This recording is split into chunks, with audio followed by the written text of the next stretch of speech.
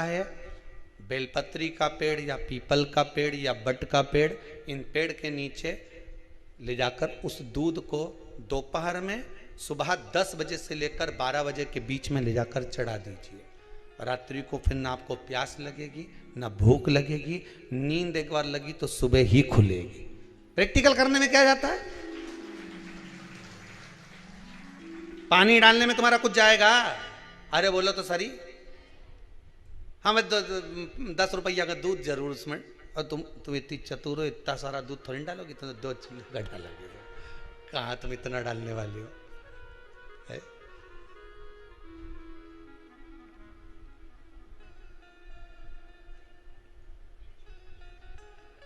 कहा बहुत चतुर चतुर लोग हो रहे संसार में हो। भले पूजन पाठ नहीं करे पर कहीं का एकदम मिलने आ जाए ना, क्या अम्मा जी है क्या पाठ कर रही है, फिर वो भी बैठ गई तुरंत, अभी तो सोई थी।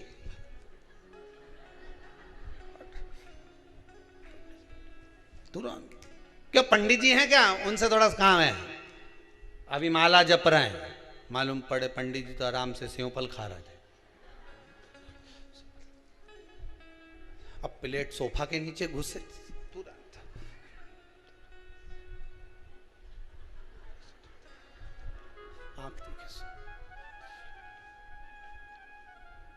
प्रैक्टिकल करने में क्या जाता है, कुछ भी नहीं बिगड़ेगा, ये तो बस जल डालोगे तुम्हारा ही कुछ अच्छा हो सकता है, बाबा की कृपा है।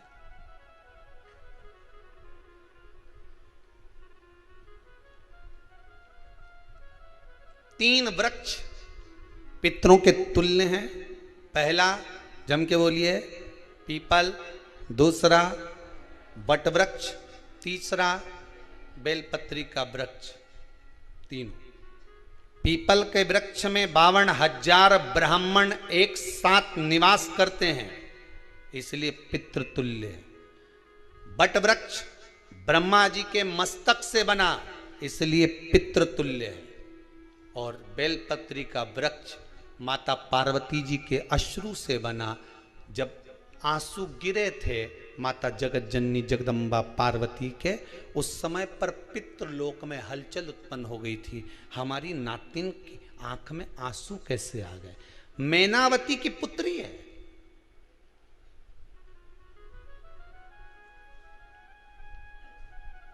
पितरों की नातिन, इसकी अश्रु कैसे गिर गए।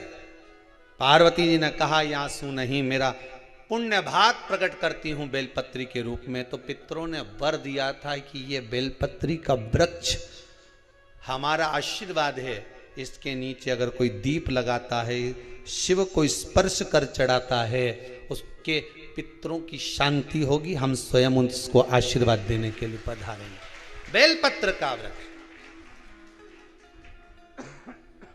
पितृतुल्य।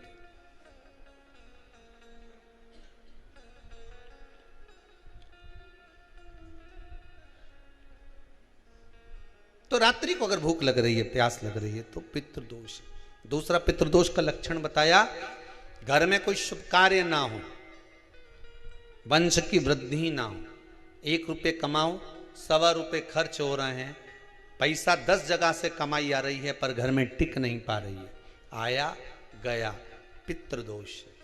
जरा सी कटोरी पड़ी है उसके पीछे विवाद चालू हो जाए, पानी ढुल गया उसके पीछे विवाद हो जाए, या छोटी छोटी बात में घर में क्लेश मचा हुआ है, पितृदोष है। समझ लो हमारे पूर्वज हमसे खुश नहीं, प्रसन्न नहीं। कोई कहता है गुरुजी श्राद्ध बड़े बेटे को करना चाहिए कि छोटे को करना चाहिए। शिव महापुराण की कथा कहती है, अगर जायदाद का पूरा हिस्सा बड़े ने लिया हो और तुमने अपनी माता का दूध ना पिया हो तो एक ही को कर लेने दो। अगर माता का दूध पिया है और अगर एक अंगूठी भी ली है, जरा सा एक कपड़ा भी अगर सास का लिया है, तो श्राद्ध तो तुझे करना ही पड़ेगा, करना ही पड़ेगा।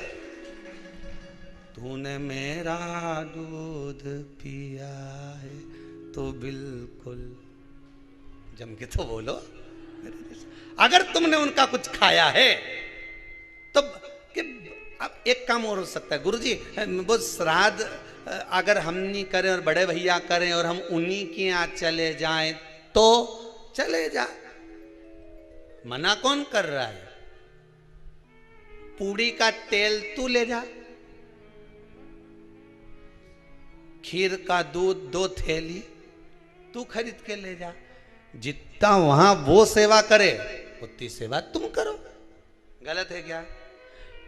जायदाद का भी तो हिस्सा किया था।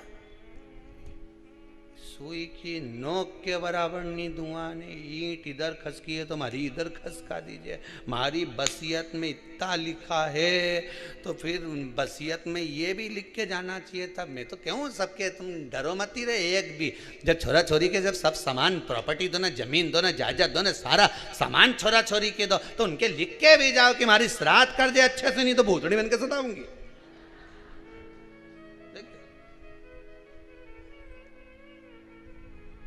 श्राद्ध करो। कितना दिया तुमको? बोलो ईमानदारी से बोलना, कितना दिया? ढेरों। और एक बात बहुत अच्छे से कहूंगा, आप लोगों के जीवन में उतरे। अगर मायके में भाई, मायके में भाभी, मायके के लोग अगर आपके माँ बाप का श्राद्ध नहीं करते हैं तो बेटी भी अपने माता पिता का श्राद्ध कर सकती है। उसने भी दूध पिया है अपने माता पिता का, पर वो श्राद्ध का भोजन कौन कराएगा? बेटी का पुत्र हो, बेटी की पुत्री हो, वो कराए। और नाम वो नाना नानी का ले ले करे। अगर वो नहीं कर रहे हैं, वो नहीं संभालते, वो नहीं जानते, तो आप करो तो करे। 2 भाग होते हैं।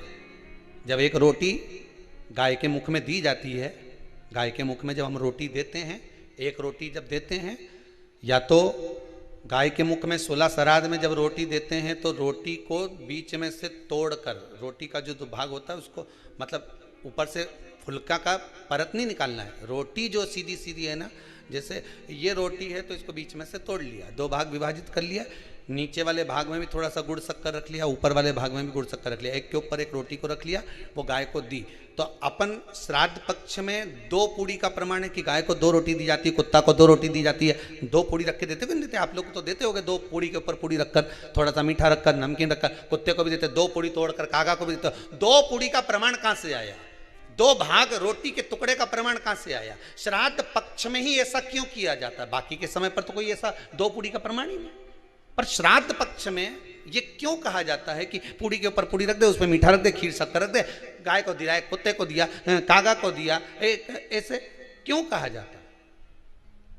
उसका कारण क्या होता है? उसका केवल एक कारण है, जो नारी ने भोजन का निर्माण करा है, जो घर की बहू भोजन बनाई है, जो घर की बेटी ने भोजन बनाया है, घर की माता ने भोजन बनाया है।